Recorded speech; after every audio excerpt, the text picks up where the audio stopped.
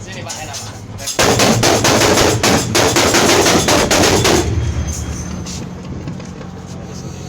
Mana nggak dapat lagi, nggak ada. Masih Pak. Selamat malam. Kita sekarang lagi di atas kapal perang. Kita nggak tahu sekarang apa yang akan dilakukan oleh TNI AL kita. Tadi sudah siap senjata. Ikuti saya dalam tayangan ini. Mudah-mudahan tidak jadi apa-apa. Mudah-mudahan. Pokoknya kita ikuti aja. Ya.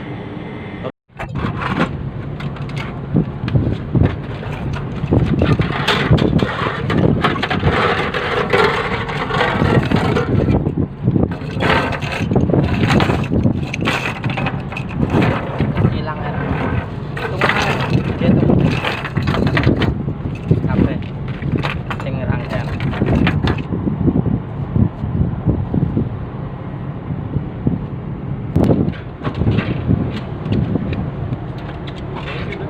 Kabut. Udah. Anu ae tapi gak usah disimpan deh.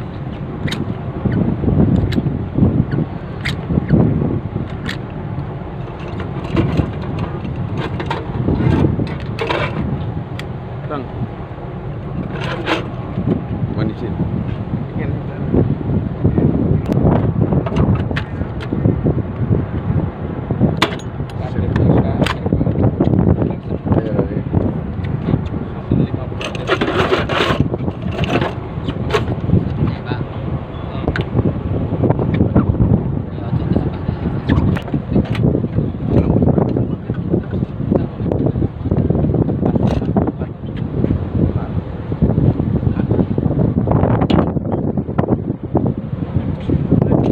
Pasangan air tumur.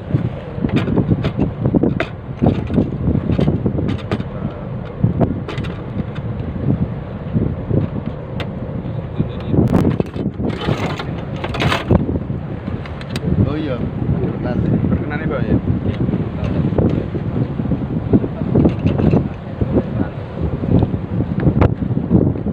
Kau pikir jalan loh. Jalan horizontal. Ya, selamat malam. Kita sekarang lagi mengikuti apa yang akan dilakukan oleh TNI AL kita di atas kapal Yosudarso.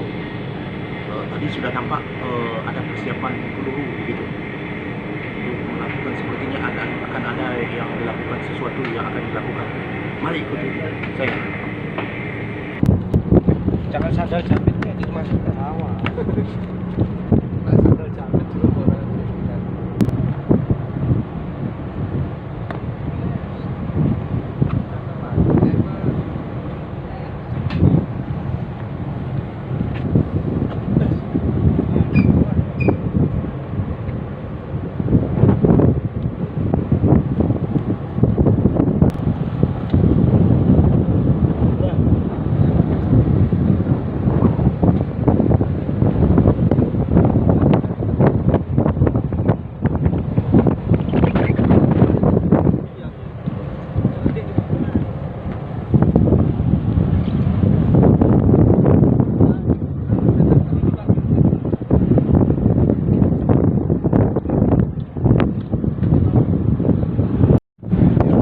Ini adalah momen yang menegangkan di atas KM Yosudarso. Ya, mari kita ikuti apa sebenarnya yang terjadi.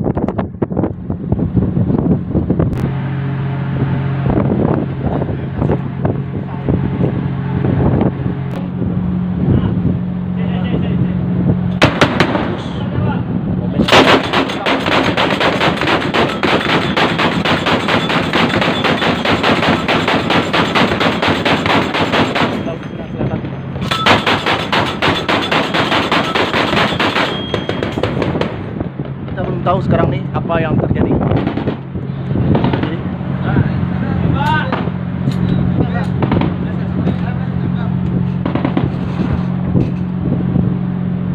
ini adalah momen yang sangat menegangkan di Laut Cina Selatan.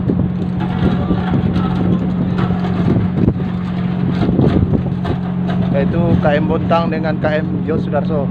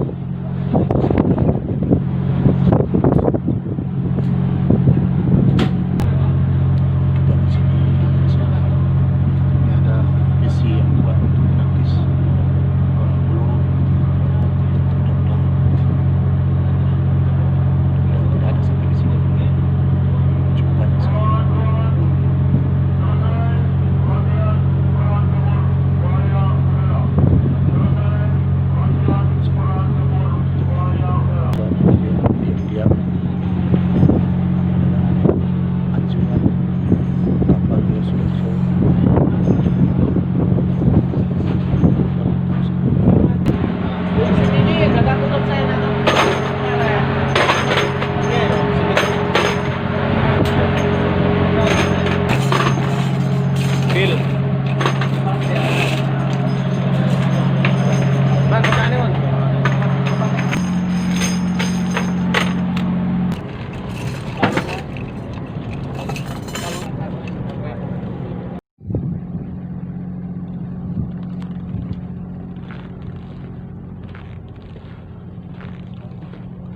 Cukup dekat sekali mereka nih.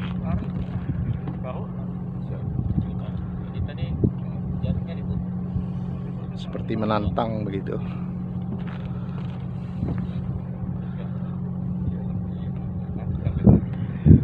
Tadi malam. Oh iya. Silahkan. Ya. Kalau ini beliaunya. Iya. Sama, enggak apa-apa. Sama. Back sana backgroundnya juga nggak apa-apa, sama aja. Backgroundnya sana juga.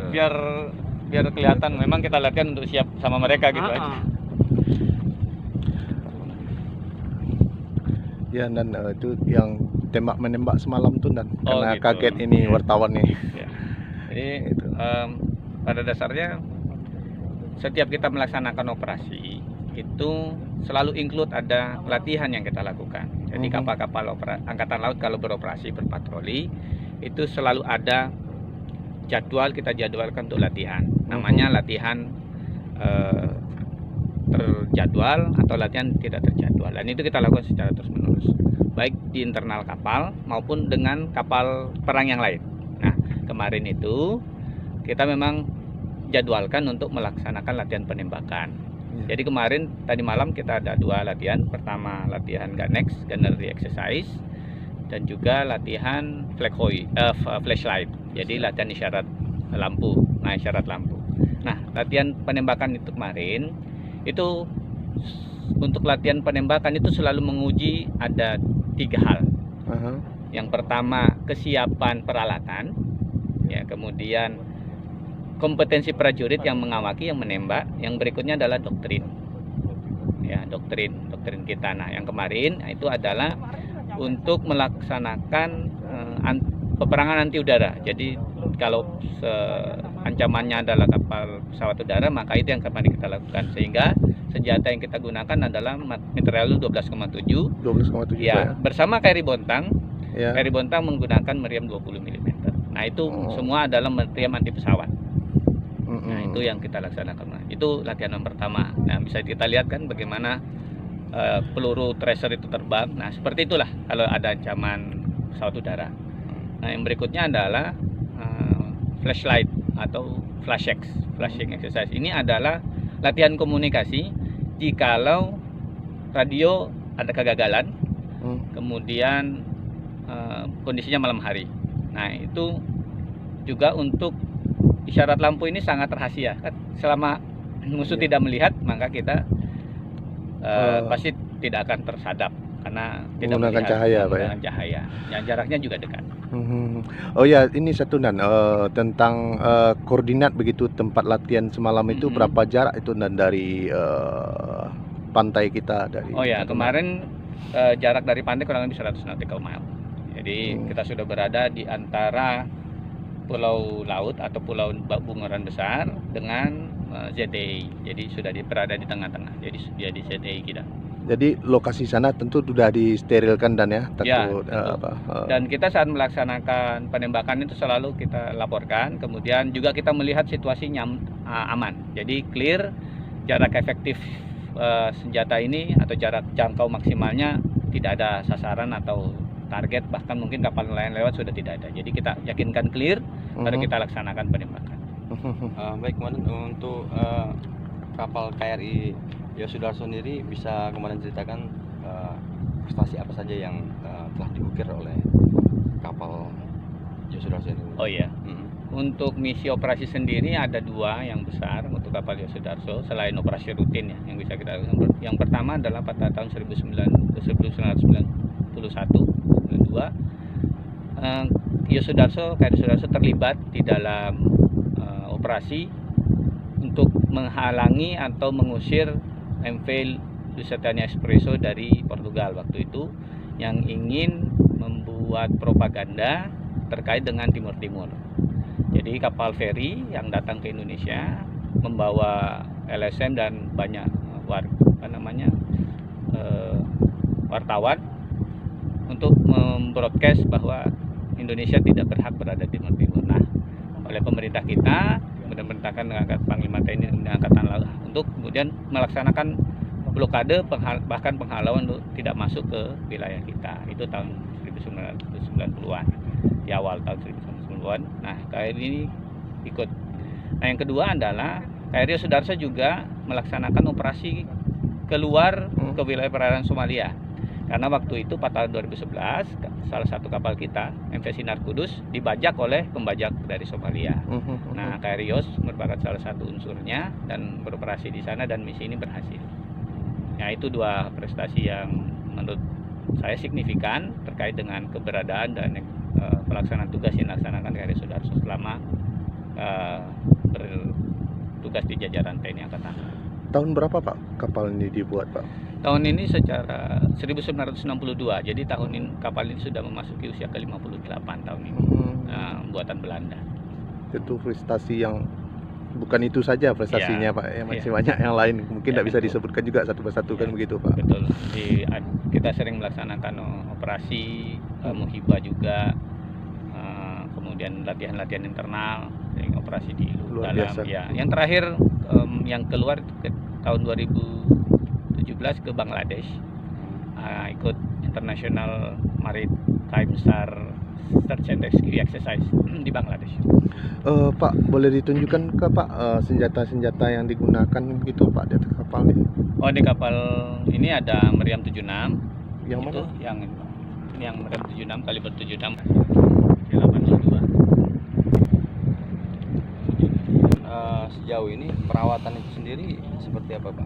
Ya, Sepertinya yang hari ini kami diberikan kesempatan untuk ikut ke perbatasan. ya. Luar biasa primanya Pak. Ya, jadi maintenance itu memang merupakan sebuah keharusan dari sisi aspek material ya, bahwa material kita atau peralatan kita harus beroperasi secara optimal ya, sehingga itu yang kita lakukan. Nah, ada beberapa level maintenance, ada maintenance tingkat awal atau level organik, terus ada middle,